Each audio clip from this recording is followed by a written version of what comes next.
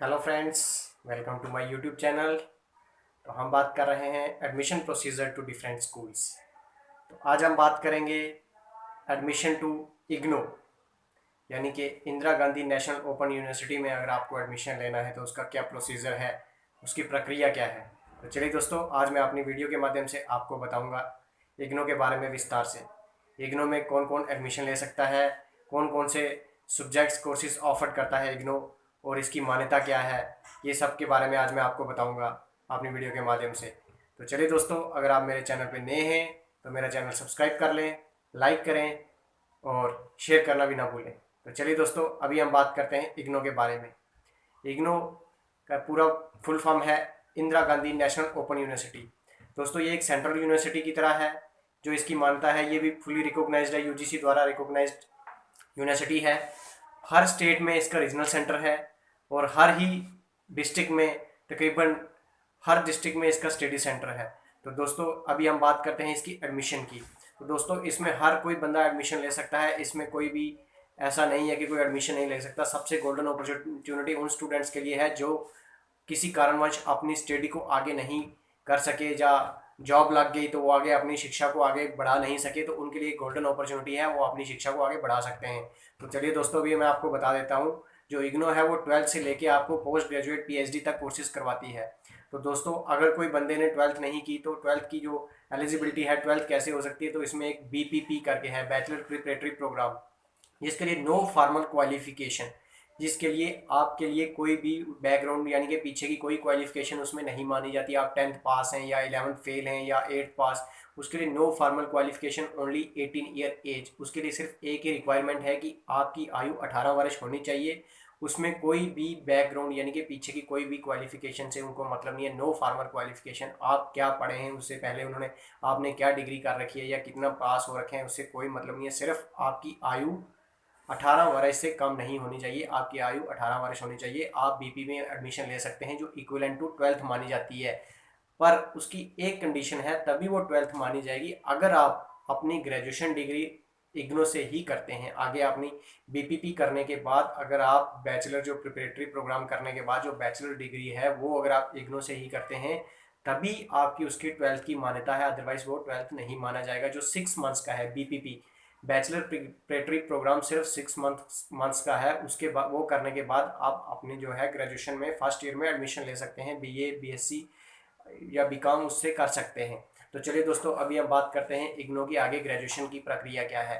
तो दोस्तों, अगर आप 12th पास हो, अगर आपने बीपीपी कर ली है तो ठीक, अगर आपने बीपीपी नहीं की, अगर आप ऐसे 12th पास हो किसी स्टेट बोर्ड से, सीबीएसई बोर्ड से या आईसीएसई बोर्ड से, अगर 12th पास हो तो आप बीए में एडमिशन ले सकते हो, बीएससी में एडमिशन ले सकते हो, बीकॉम में ले सकते हो, इन सब में आप बीसीए में एडमिशन ले सकते हो इग्नो के माध्यम से। तो इग्नो उनके लिए एक अच्छा प्लेटफॉर्म है जिनकी पढ़ाई किसी कारणवश छूट गई है, या वो जॉब में लग गए हैं या वो अपना कोई और प्राइवेट जॉब कर रहे हैं और उन्होंने पढ़ाई अपना रेगुलर नहीं कर सकते, तो उनके लिए एक बेस्ट अपॉर्चुनिटी है इग्नो ओपन यूनिवर्सिटी। बहुत ही बढ़िया ओपन यूनिवर्सिटी है, सेंट्रल ओपन यूनिवर्सिटी है ये।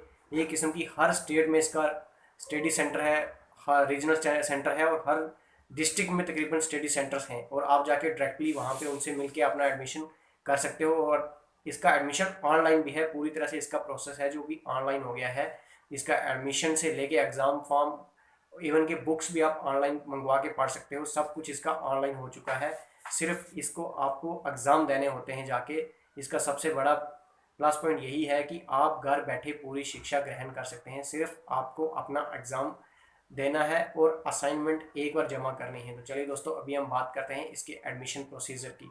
तो इसका एडमिशन जो प्रोसेस है ये साल में 2 बार होता है, एक बार जनवरी साइकिल में और एक बार जुलाई साइकिल में। 2 साइकिल में, साल में इसका 2 बार एडमिशन होता है, जनवरी साइकिल और जुलाई साइकिल।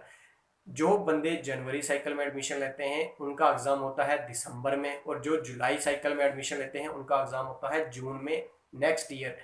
यानी कि 1 साल का गैप होना चाहिए। अगर आप ग्रेजुएशन कर रहे हैं, आपने मान लो कि बीए में एडमिशन ले लिया, तो आपको 1 साल के, हर 1 साल के अंतराल के बाद आप अपना एग्ज़ाम दे सकते हैं। और दोस्तों, इसमें ज़रूरी नहीं कि आपको पीछे की पूरे सब्जेक्ट्स पास करने हैं तभी आपको नेक्स्ट ईयर में एडमिशन मिलेगा। नहीं दोस्तों, आप लगातार अपने सेकंड ईयर थर्ड ईयर में एडमिशन ले सकते हैं। अगर आपका पीछे हुए किसी भी सब्जेक्ट में बैकलॉग आ जाता है, सब्जेक्ट क्लियर नहीं हो पाता तो कोई दिक्कत नहीं है, आप अपने सेकंड ईयर में री रजिस्ट्रेशन करवा सकते हैं, अपने थर्ड ईयर में री रजिस्ट्रेशन करवा सकते हैं। तो चलिए दोस्तों, अभी बात करते हैं हम पीजी। इग्नो बहुत सारे कोर्सेज में पीजी करवाता है। Post graduation in English, Hindi, political science, sociology, Gandhi and peace studies, political science, बहुत सारे सब्जेक्ट्स में, सोशल वर्क्स में ये क्या है, पीजी करवाता है।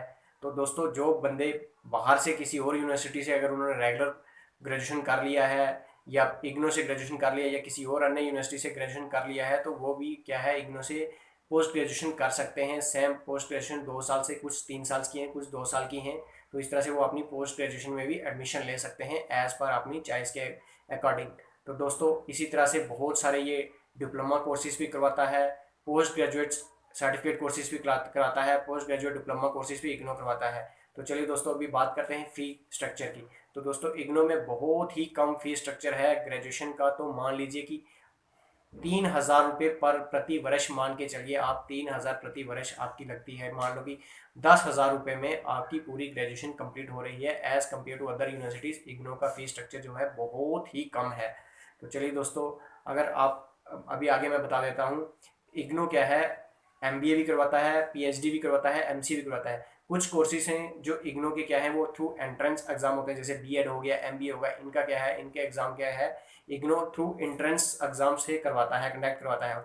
ऐसे ये डायरेक्टली एडमिशन देता है, डायरेक्टली एडमिशन, जिसका कोई एंट्रेंस एग्जाम नहीं, आप डायरेक्टली एडमिशन ले सकते हो। तो सबसे बड़ी बात है दोस्तों, बीपीपी के अलावा इसमें कोई भी एज बैरियर नहीं है, एज लिमिट नहीं है। आपकी आयु 25 साल है, 30 साल है, 32 साल है, 40 साल है, इससे कोई मतलब नहीं, आप अपनी पढ़ाई को कंटिन्यू रख सकते हैं। तो चलिए दोस्तों, अगर आपको मेरा वीडियो अच्छा लगा हो तो इसको लाइक करें, शेयर करें और सब्सक्राइब करें। Thank you.